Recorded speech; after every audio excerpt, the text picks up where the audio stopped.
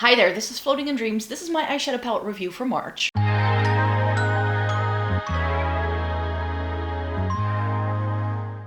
Welcome to everybody watching today. Thank you so very much for joining me. Today I have the eyeshadow palette review for March. This month I tried 3 new to me eyeshadow palettes that I hadn't tested out before. One of them by a brand that I hadn't tried before at all, so that's super excited. And some of these products were sent to me in PR. Other things were things I bought with my own money, just to be fully transparent here. So what are the 3 palettes I'll be reviewing for you today? I have the Bitten palette from Gourmande Girls. This one was sent to me in PR. And the Bella Beauté bar Realm of Fairies. This was a collab they did around Christmas time. And this one I paid for with my own money. And then finally, what's on my eyes today is the Light in Your Eyes from Ensley Rain, which was also sent to me in PR. So before I get to the actual review with all of the swatches and all of the looks that I did with these palettes, because in case you're new here, whenever I test out eyeshadow palettes, I always make sure I do looks with every single pan that's in the palette, and I show you all the close-ups and swatches and those looks that I created in this video as well. But before I show you all of those and share my thoughts on all of these palettes, I do want to give a shout out to Monolith. They are the people that sent me these things in PR, and that's also where I bought the Bella Beauté bar palette. I've been affiliated with them for some time now. There is a code in the description box down below, which is currently active. So if you are in the EU and you're looking for US-based indie brands and you don't want to shell out all the shipping and handling fees that just add like double the price to palettes that are sometimes already a little bit expensive to begin with, then Monolith has been my one-stop shop for quite some time now to be buying these palettes. And because I'm affiliated with them, sometimes they do end up sending me some things. And these were some things that I was able to pick out, I think in January, February time, and I'm reviewing them now for you. So let's start with the thing that I did buy with my own money, and that's also my favorite of the 3. This is the Realm of Fairies from Bella Beauté bar, and it's their collab with Sassyfairy. And this is a really beautiful palette. I low-key fell in love with Bella Beauté bar when I tried their Poison Garden palette in the fall time. Really enjoyed it. It was one of my top 10 favorite palettes of 2024, and it really put Bella Beauté bar on the map for me, now that they're doing these smaller style palettes. I tried the Smoky Glam before it, and even though I like it, I just feel it is a little bit big for what I want to go for, and I wasn't really getting the kind of textures I wanted, and I felt there weren't enough shimmers. But they've definitely been redeeming themselves with these later releases, because this is absolutely beautiful. This palette is a cool toned lover's dream if you're looking for something that is a little bit more colorful.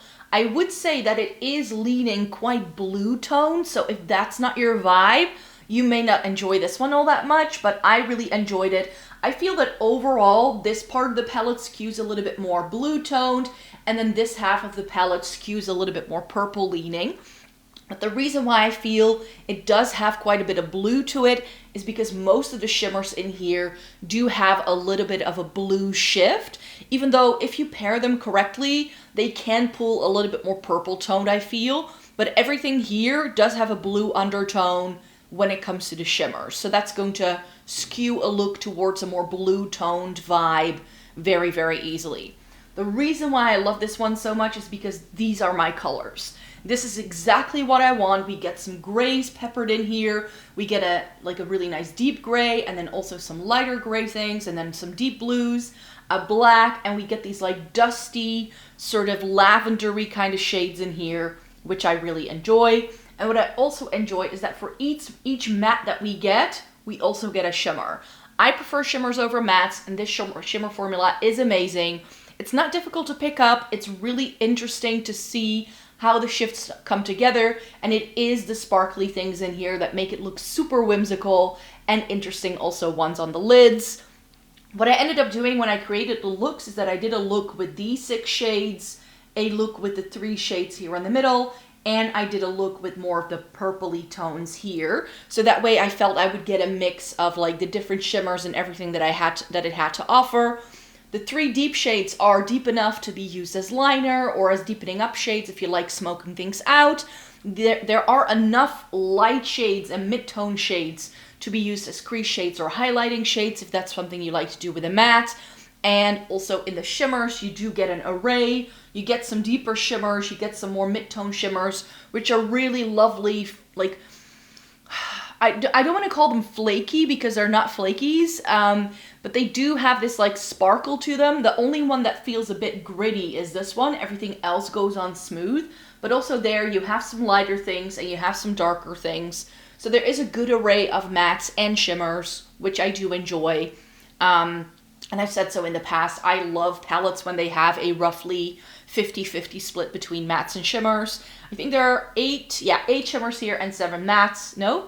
8 mattes and 7 shimmers, I should say. So that's a really nice split for me anyway. So this is a lovely, lovely palette. I think this is beautiful and I felt wonderful wearing it. It's really, really just very satisfying to work with as well. This is the Bella Beauty formula I've now come to love.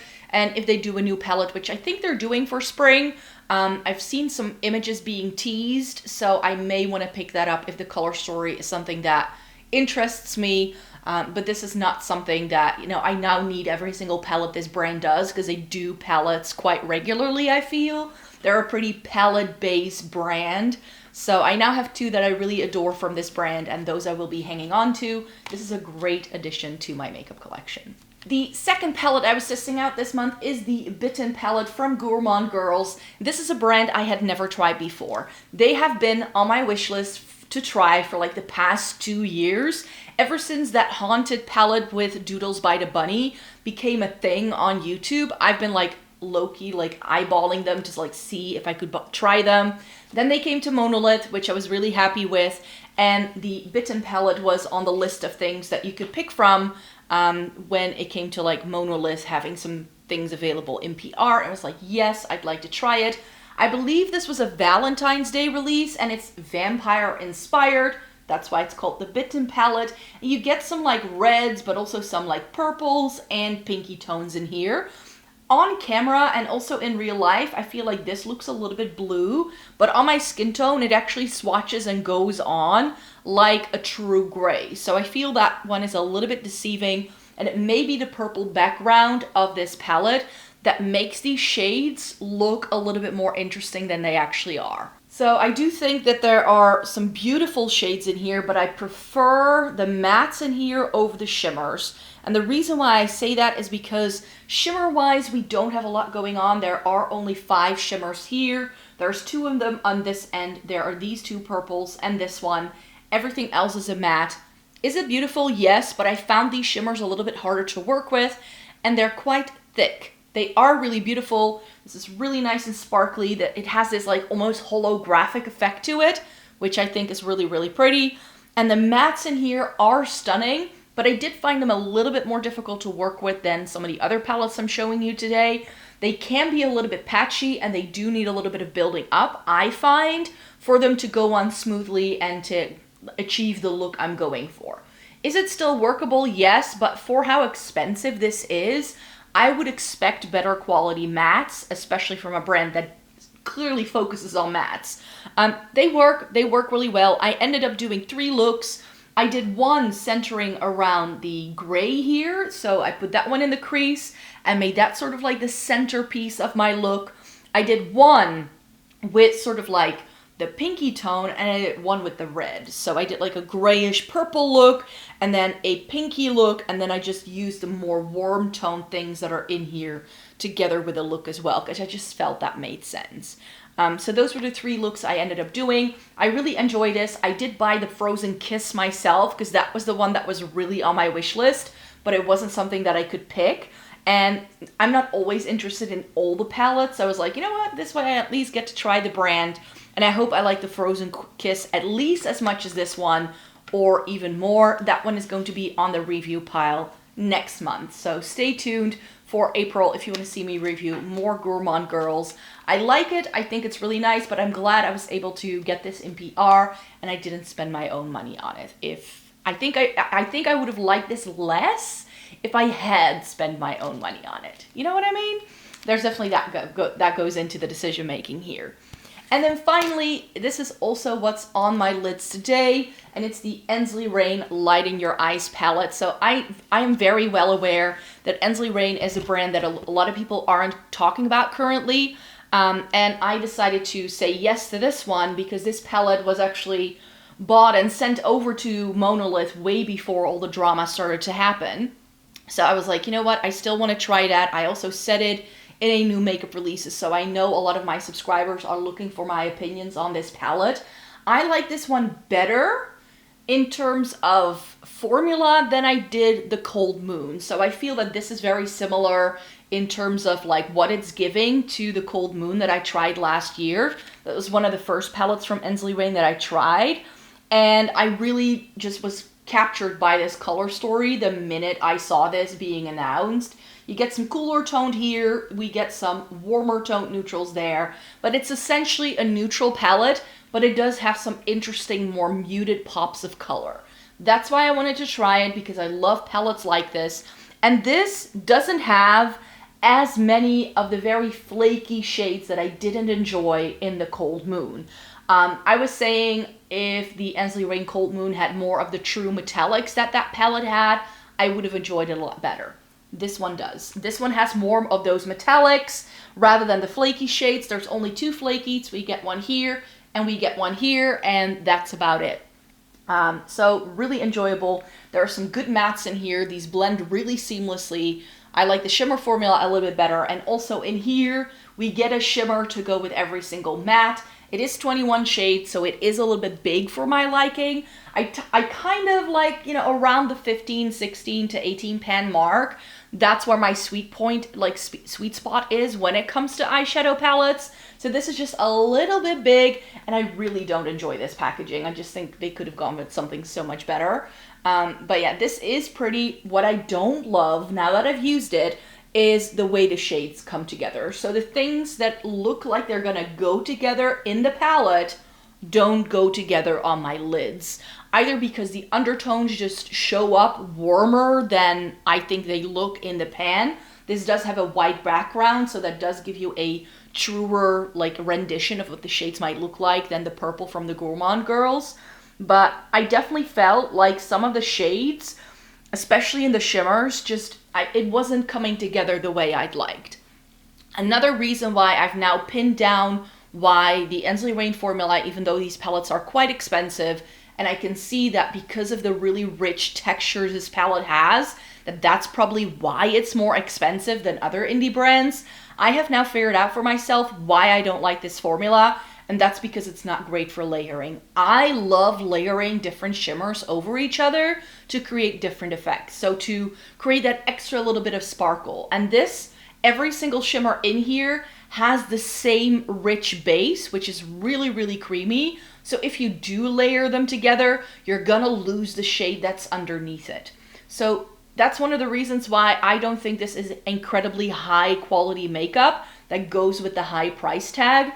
If I pay this much money, because these palettes are over 80 euros easily, I want there to be like just things I can play with, things I can layer, that I can like manipulate into shearing it out and building it up and taking it away, and you know, creating multiple looks should be easier than this is. So that's why this formula is still not my favorite. So I have determined for myself that this is going to be the final Ensley Rain palette that I will be testing out personally. I have just determined that this is not my favorite formula. They do really interesting color stories from time to time, but that doesn't mean I need to try all of the things. It's like with Adept, which is another brand that a lot of people love.